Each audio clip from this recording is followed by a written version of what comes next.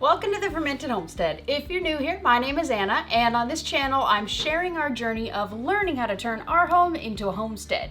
And welcome to the weekly gardening vlog. Today is going to be a little bit different. We're not going to do a whole lot of like a toury kind of thing.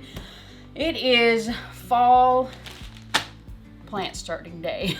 So I figured I'd bring you along. We're going to go ahead. I'm going to show you my plan, how I've kind of constructed and figured out what I'm going to plant and how many of them I'm going to plant, my strategies and all of that sort of, stuff. And of course, I'm going to have to tell you all of the various different varieties that we're actually going to be starting today. So today is actually, it's a pretty big day as far as gardening is concerned.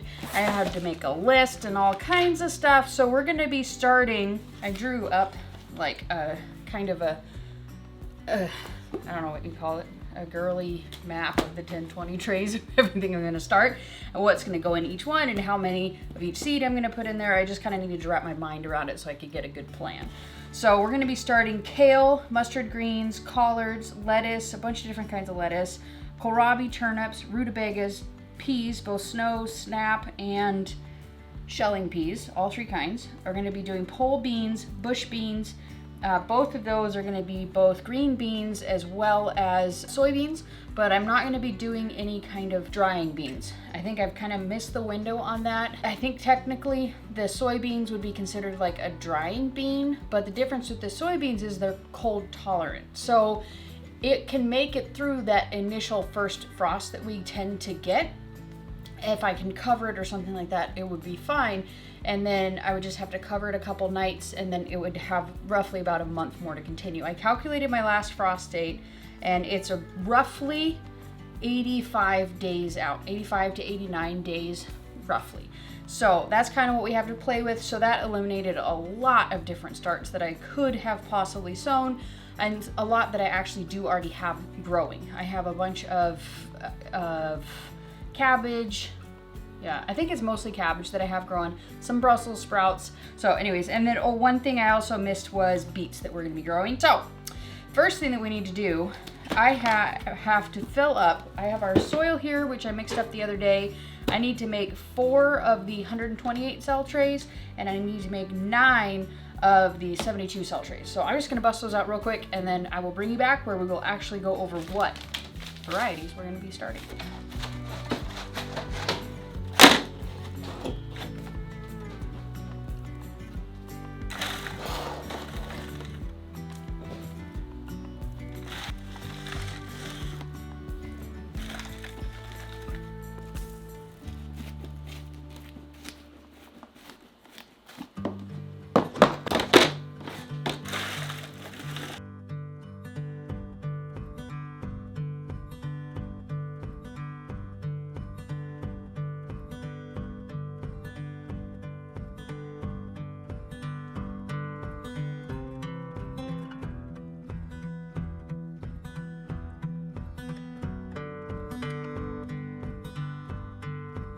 So the time has come and now I'm going to be showing you all of the varieties of seeds that I'm going to be starting. All of these, plus 4 on the other side that you cannot see, are going to be kind of filled, with some level of organization.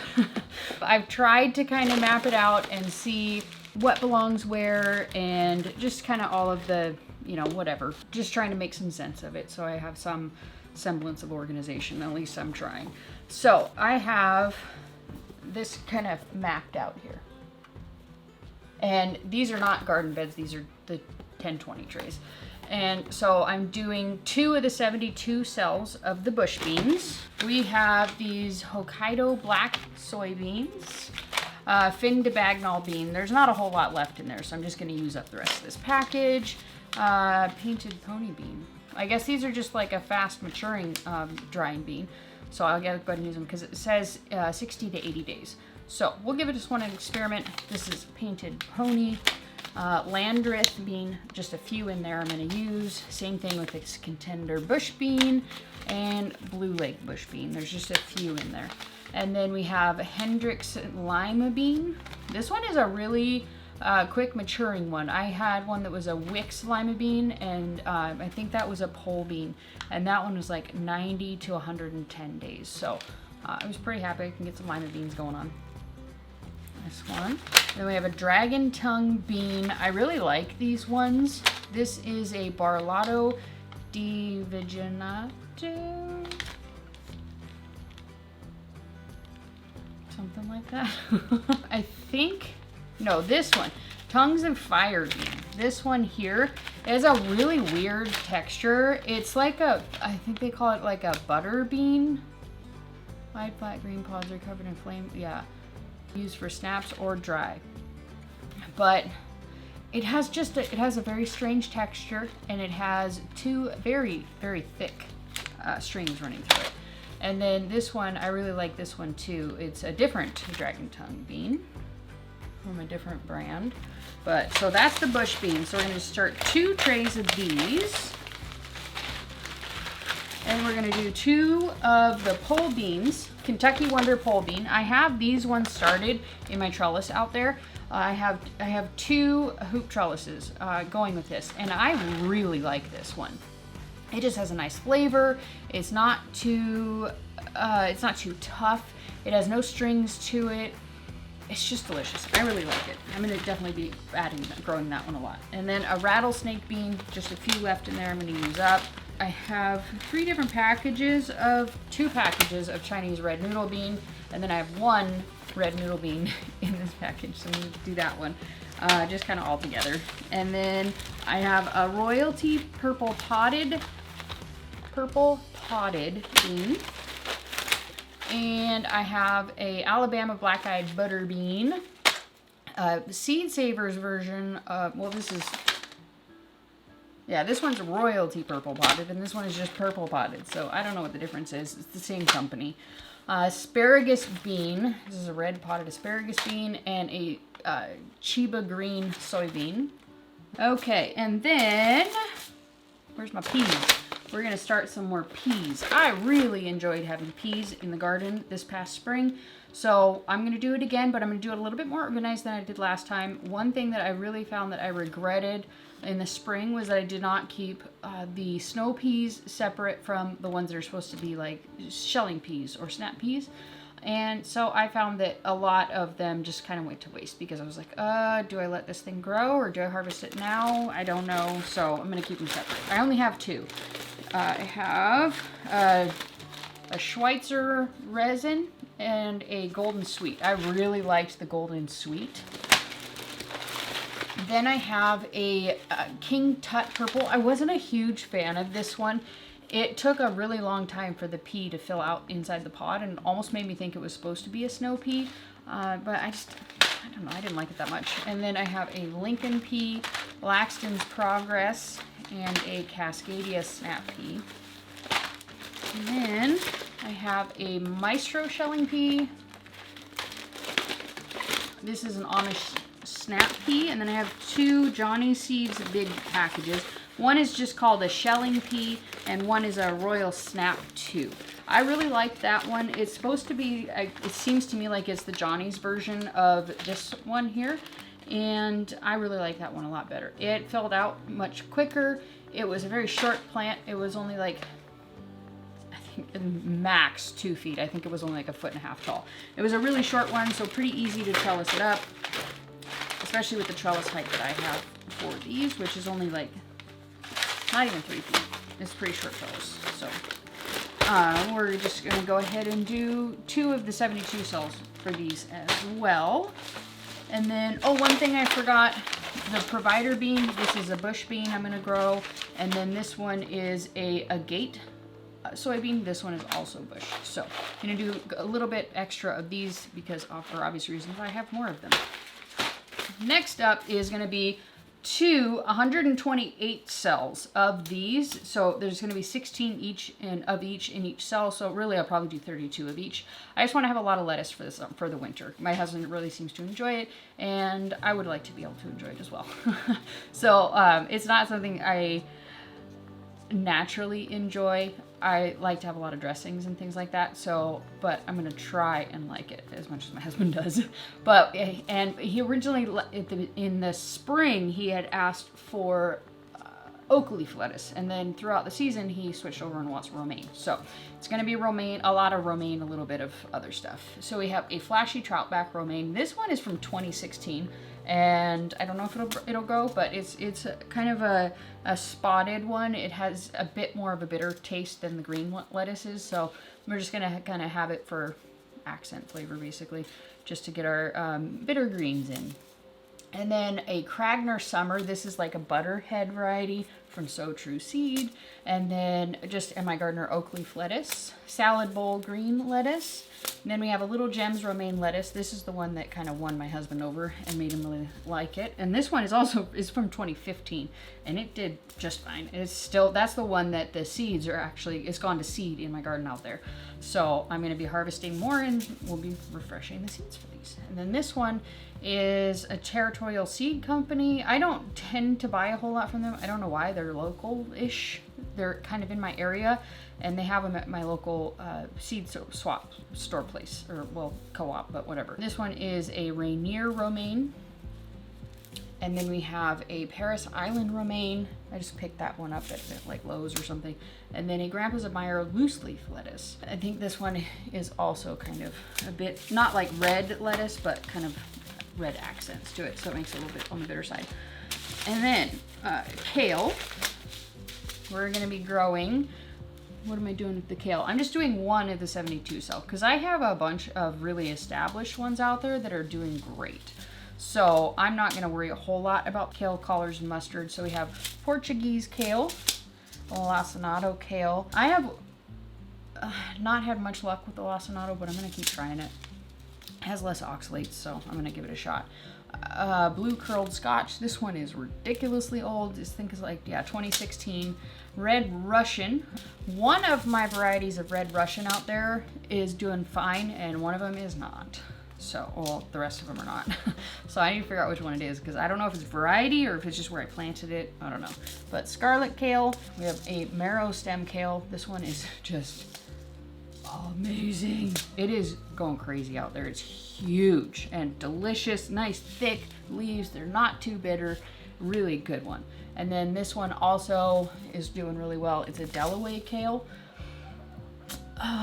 It's kind of like a Red Russian, but it's not as bitter. It grows much more broad leaves. It's really good. Here's another Red Russian. This one is a Red Ursa. Just Georgia Southern collards and an Ellen Felton dark collard. I don't know what the difference is. I'm not a collard aficionado, but I like variety. And then a Japanese mustard. Okay, 2 left. Almost there. We are into the root crops. This is, well, kind of root crops. I know kohlrabi's not really a root crop, but it kind of similar. This is a Delicatessen white kohlrabi. Yes, I know, don't know how to pronounce it. A white Vienna kohlrabi. Early purple Vienna kohlrabi. And just a purple kohlrabi. We have a Karen's Family Heirloom rutabaga.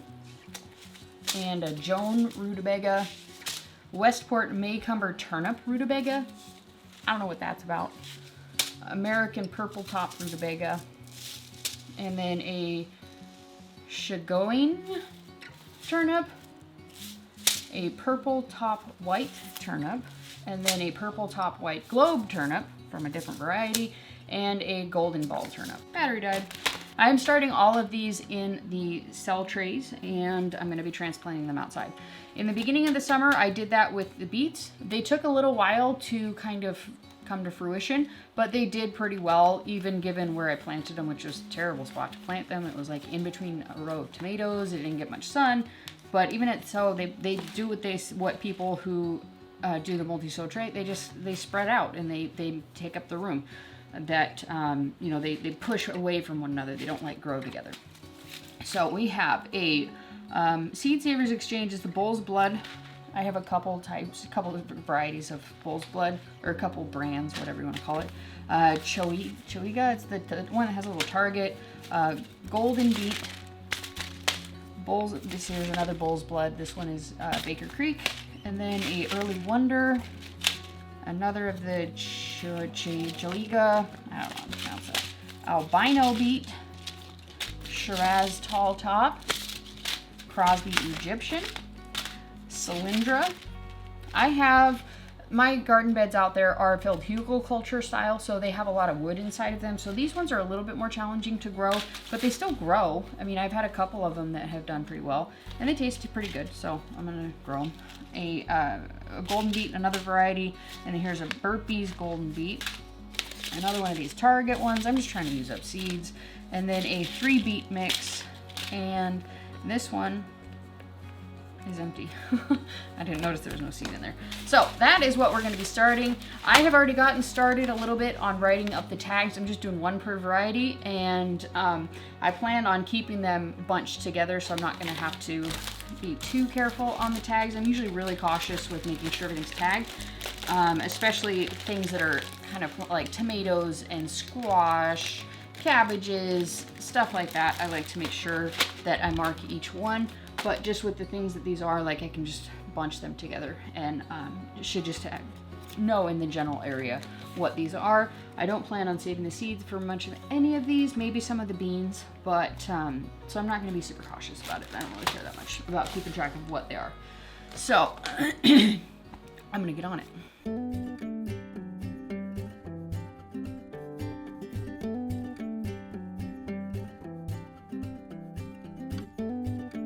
I got all of the starts finished. We have, what is this, like 13 flats? Yeah, I got all 13 flats of these seeds started. This is most likely the last seed starting of the season. I don't plan on doing any more this year. But if we have a lot that fail or something like that, or if something else comes up, you know, I'm not opposed to it within a reasonable amount of time. So let's go ahead and bring these all the way down, where's my finger, right there to that greenhouse. All right, let's go. So that's a pretty quick way to fill up a greenhouse. We have a space for maybe 4 more flats. I think that's about it. Pretty much everything else is filled up, but these guys are probably going to get, you know, tossed in the compost here pretty quickly. So anyways, next what we're gonna do is, I've already watered these in a little bit, but with all the ones except for the lettuce ones, because those seeds are just so teeny tiny, I'm gonna come through and I'm gonna water them in even further. Nothing crazy, but I just want to make sure that I get good coverage with lots and lots of water, enough to really be able to soak the seeds so that they'll sprout really quick. I really want these things to get going. So, okay. So that's about it. That's the last round of seed starting for this year, most likely for us. So I'm just gonna go ahead, I'm gonna bring you up top there. I'm just gonna kind of show you a couple things that are happening. Not a whole lot has changed since last week. If you guys are interested in what's really going on with our just giant garden and where all of this stuff is gonna go, check out these videos here. I have a whole playlist of the garden from start to now, and it's a 2021 garden playlist if you guys are interested in kind of how the growth of this whole garden has happened. So if you're interested in that, make sure you check out that playlist, and let's go get some cabbage. Today is definitely the day that I need to harvest some of these. I have one in particular that, with the rain, it just started to crack yesterday. So this guy is coming out today. I almost harvested it last night. I was going to cut the stem, and then I remembered, wait, you don't want to do that. I just want to take the head out and leave the plant so that it can continue to grow, and it'll produce like some like softball, tennis ball size cabbage balls. I'm going to be harvesting this guy, that one. There's a couple of them over there, and I'm going to try and leave the base on as many as possible so that they can keep growing. This is just a big, beautiful red cabbage. This one's not ready yet. We got a bunch of aphids. They're just stupid. I hate aphids. But we have quite a few heads that are probably ready. This one I don't know what that is on there, but I think this guy's ready. It's pretty small, actually. I think I'm gonna let it go for till next weekend.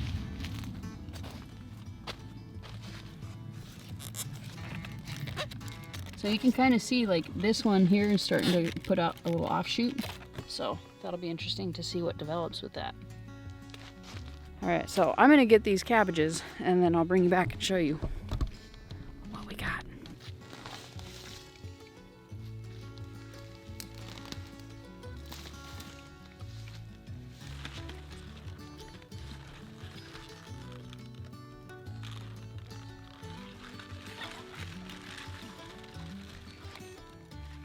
So I ended up getting 10 heads of these cabbages, and so now the next step is going to be, I just need to take these inside, I need to process them, I want to make some sauerkraut, and the outer leaves, the kind of tougher leaves, I'm just going to cook them up into some greens for dinner basically.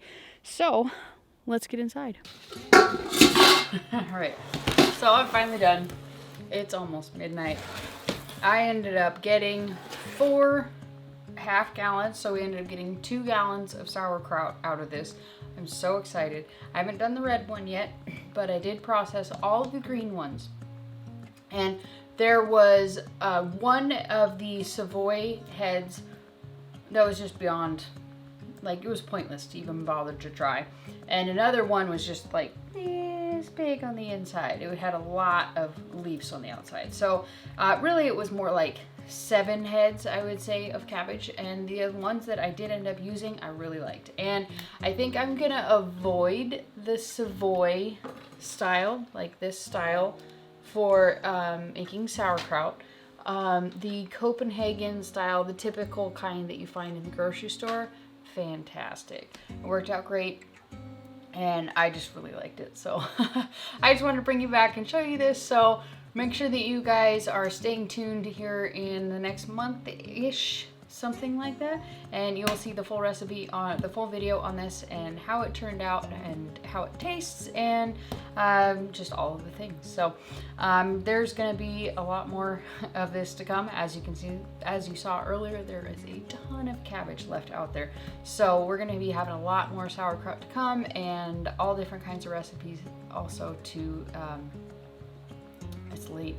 All kinds of recipes that I'm going to be using with the cabbage that's left out there, as well as all of the other wonderful things that we have to harvest when the time is right. So thank you so much for watching. If you enjoyed this video, please do give it a thumbs up. If you have any videos or any recipes that you guys are kind of interested in seeing with the things that you can see that I have growing in my garden, let me know. If you have any ideas on things that you would like me to try, send those recipes and ideas my way. I would love to hear